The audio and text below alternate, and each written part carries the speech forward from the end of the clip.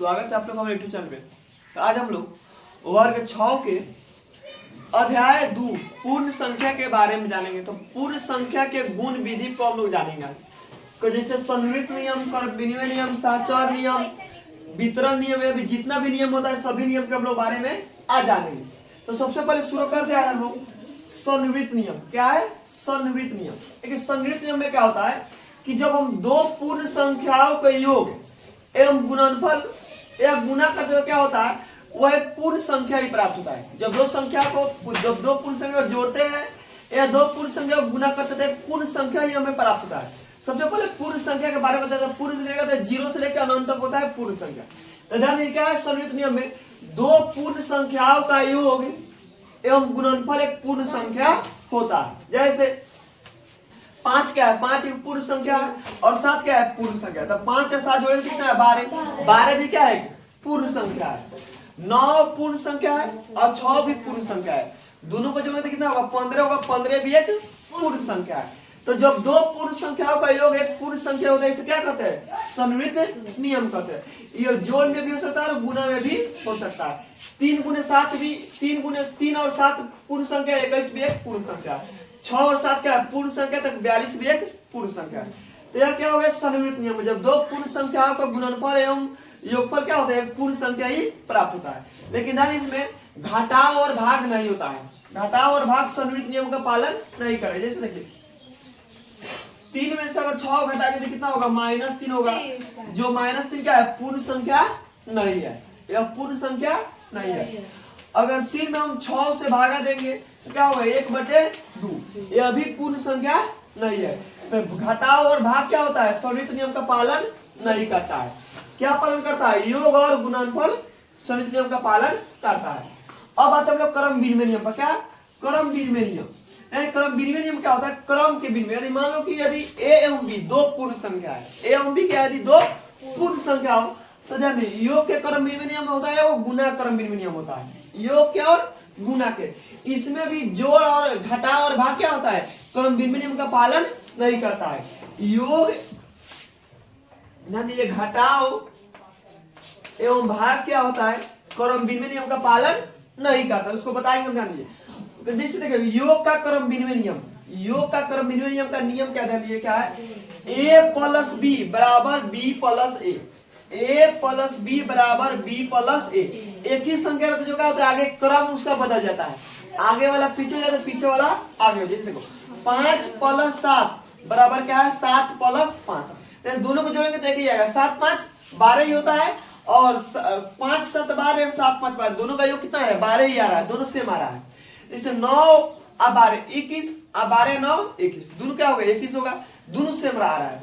ये क्या है गुना क्रम विनिमय नियम। तो गुना क्रम क्या है चिन्ह बदल जाता है। जैसे यहाँ योग है तो प्लस, या गुना है तो गुना, गुना है तो गुना। जैसे देखिए a × b बराबर b × a, क्या है खाली क्रम बदल जा रहा है। पहले है तो बाद में चल रहा है, या बाद में है तो पहले आ जा रहा है। जैसे देखिए 6 × 7, 6 × 7 ये क्या 7 × 6, दोनों को गुना करेंगे तो 6 × 7 42 और 7 × 6 42, दोनों सेम आ रहा है।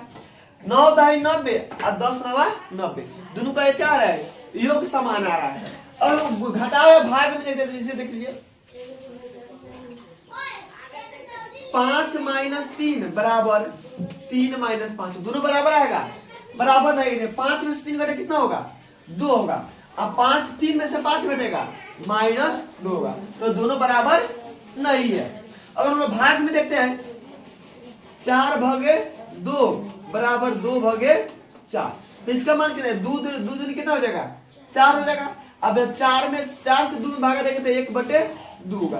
ये दोनों बराबर है, बराबर नहीं है। तो क्या होता है कि जोड़ और गुना क्रम विनिमय नियम का पालन करता है और घटाव और भाग क्रम विनिमय नियम का पालन नहीं करता है। घटाव और भाग क्रम विनिमय नियम का पालन नहीं करता है। योग और गुना क्या होता है क्रम विनिमय नियम का पालन करता है। अब आगे हम लोग चलते हैं सहचर नियम में। ध्यान दीजिए पहले आगे सहचर नियम क्या है। सहचर नियम, सहचर नियम में क्या होता है कि देखिए यदि a b एवं c 3 पूर्ण संख्या हो, a b एवं c 3 पूर्ण संख्या, अगर a b को एक साथ जोड़ेंगे अगर c के साथ जोड़ेंगे तब उतना ही आएगा।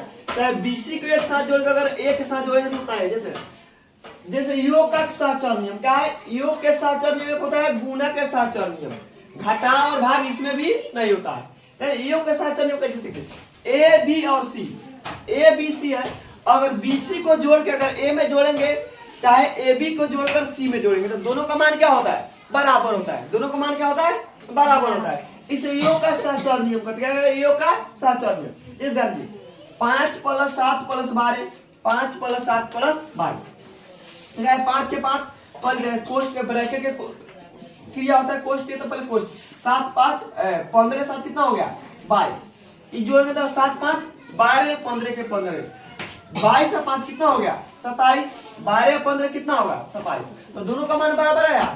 इसका मतलब कि योग सहचर नियम का पालन करता है। अब आता है गुना, गुना में सेम वही चीज है, ए गुने बी गुने सी, ए गुने बी गुने सी। तो पहले क्या करते हैं, पहले बीसी को गुना करके ए में गुना करते हैं और उसके बाद में कहते हैं ए बी को गुना करके सी में गुना करते हैं, फिर भी दोनों का मान क्या होता है बराबर। जैसे 5 × 7 × 8, 5 × 7 × 8, ये 5 से 5 हो गया, 8 में 7 से गुना 8 से कितना हो गया 56, 7 में 5 से गुना 7 बचे 35, आई 8 क्या, जब 5 में 56 से गुना करेंगे तो कितना 6 बचे 30 के 0 हाथ में 3, 5 25 और 3 28, इधर गुना करेंगे 8 पे 40 के 0, 8 के 24 और 4 28, दोनों बराबर है क्या। तो ये गुना के क्रम विनिमय है, ये क्या है योग का क्रम विनिमय नियम है। इसमें भी घटाव और भाग क्रम सहचर नियम का पालन नहीं करता है, घटाव एवं भाग सहचर नियम का पालन नहीं करता है।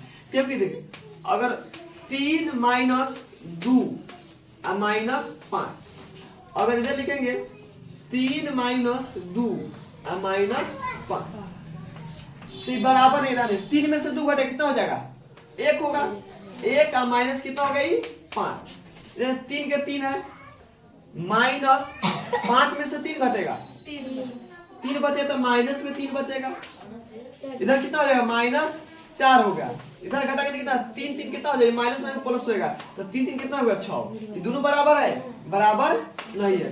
तो घटाव एवं भाग सहचर नियम का पालन नहीं करता। आगे हम लोग नियम देखते हैं योग पर गुणन का क्रम नियम, वितरण नियम, योग पर गुणन का वितरण नियम। यदि ए बी सी तीन को पूर्ण संख्या तो वितरण नियम में क्या होता है कि ए गुने बी प्लस सी, क्या है योग पर गुणन का क्रम, देखो योग पर गुणा के वितरण नियम। देखो वितरण नियम का मतलब है बांटना, ध्यान दो पढ़े, वितरण नियम क्या है बांटना। ए गुने बी प्लस सी तो क्या हुआ, देखो एक बार ए में बी से गुना, ए गुने बी हुआ है, ए गुने बी प्लस है तो प्लस, फिर क्या है ए गुने सी, ध्यान दो ए गुने सी। तो वितरण मतलब क्या बांटना, ए क्या हो रहा है दोनों पर बढ़ जा रहा है, एक बार बी पर बढ़ रहा है, एक बार क्या हो रहा है सी पर बढ़ रहा है, बीच में प्लस है तो प्लस, यहाँ पे गुना है तो गुना, ए गुने बी और प्लस ए गुने सी, तो दोनों का मान बराबर ही आता है। तो ये वितरण ध्यान दीजिएगा, ए गुने बी प्लस सी बराबर ए गुने बी और प्लस ए गुने सी, क्या है वितरण नियम। जैसे देखो 5 × 8 + 7, 5 × 8 + 7, तो इसको हम कैसे लिख सकते हैं, एक बार 5 × 7, जैसे ए गुने बी है तो 5 × 7, फिर क्या 5 किसके साथ आएगा 8 के साथ जाएगा, 5 किसके साथ आएगा 8 के, तो 5 × 8 यहाँ पे गुना हो 5 × 8। अब और इसको हल करेंगे तो 8 7 कितना हो गया 15, 8 7 कितना होगा 15, तो 15 5 कितना हो गया 75, इधर देखेंगे तो 7 बचे 35, 8 बचे 40, 40 को 35 जोड़े कितना हो गया 75, दूर से मारा। तो क्या है वितरण नियम, इसको याद रखना है कि वितरण नियम है ए गुने बी प्लस सी बराबर क्या होता है ए गुने बी या प्लस ए गुने सी होता है, क्या है वितरण नियम है। इसके आधार पर आगे हम लोग सवाल करेंगे। चलो समक नियम और गुणात्मक तत्सम ध्यान दीजिए, अगर हम किसी संख्या में 0 जोड़ते हैं तो कोई उस संख्या पर कुछ फर्क नहीं पड़ता, वो संख्या उतना ही रहता है, तो उसको क्या कहते हैं ये तत्समक नियम कहते हैं। क्या है यदि किसी पूर्ण संख्या में 0 जोड़ा जाता है तो वही संख्या प्राप्त होता है। अगर मान लो 10 में 0 जोड़ेंगे तो कितना प्राप्त होगा 10 से प्राप्त होगा, 15 में 0 जोड़ेंगे कितना प्राप्त होगा 15 ही प्राप्त होगा। तो योज तत्समक, योज मतलब जोड़, जोड़ का तत्समक नियम कहते हैं। क्या है सब a + 0 तो कितना प्राप्त होगा a ही प्राप्त होगा, कुछ में 0 जोड़ो उतना ही होगा, 5 + 0 कितना होगा 5, 7 पर 0 कितना होगा 7। अगर इस प्रकार से तो क्या कहेंगे इसे योज तत्सम। क्या कहेंगे योज तत्सम। एक होता है गुणात्मक तत्सम। क्या है गुणात्मक तत्सम। तो यदि किसी संख्या में 1 से गुना किया जाता है तो वही संख्या प्राप्त होता है। यदि किसी संख्या में 1 से गुना किया जाता था वही संख्या प्राप्त इसे क्या कहते हैं गुणात्मक तत्सम कहते हैं। क्या कहते हैं गुणात्मक तत्सम। देखो 1 गुणे 1 तो 1 में 5 में 1 से गुना कितना प्राप्त होगा 5। 20 में 1 से गुना कितना होगा 20।